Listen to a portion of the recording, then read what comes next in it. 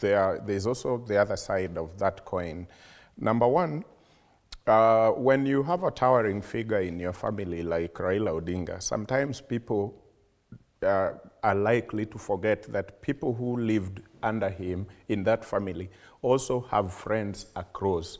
And those friends are supposed to reach them during this time of mourning and say, I know you lost your dad or you lost your husband.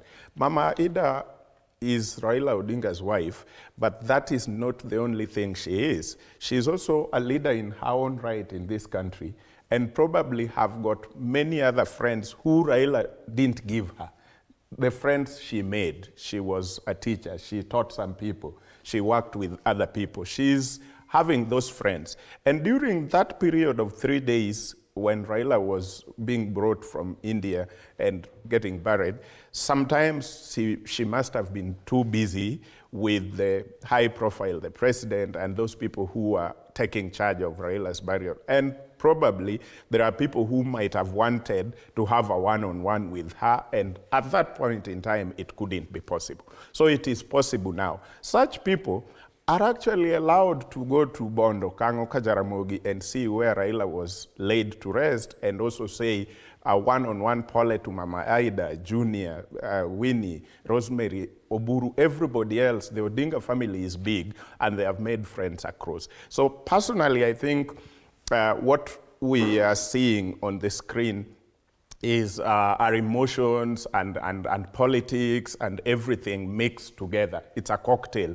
But we are supposed to be sober and know who Raila exactly was, because I have grown to see Raila going to mourn in funerals across, including in the regions where everybody else who supports him were thinking, Baba, why are you even going there? I mean, but he looks at the family and say, I had a close relationship with the person who has slept.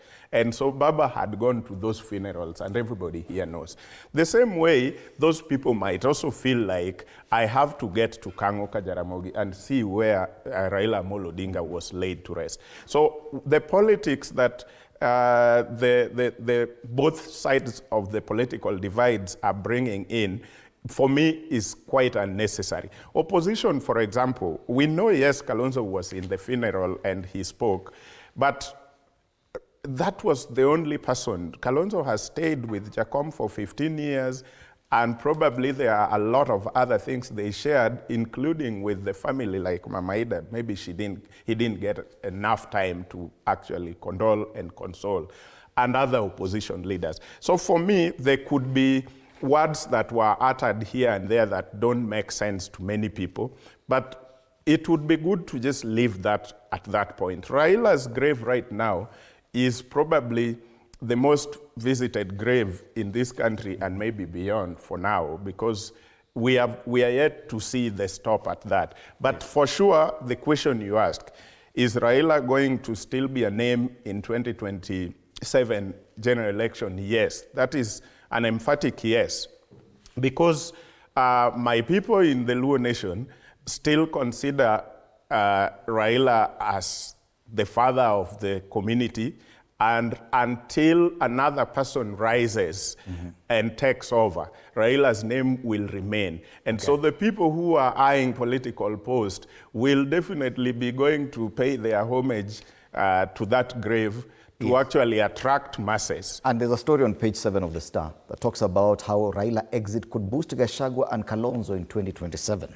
And the analysts say that Ruto will not automatically inherit the former premier's political basis. Definitely people are thinking this way, that even for the united opposition, there's something to be gained from that direction. We've heard in the recent past the former deputy president talking about, in glowing tribute to Raila, even his choice of lieutenants, the kind of MPs, the caliber of MPs that surrounded him.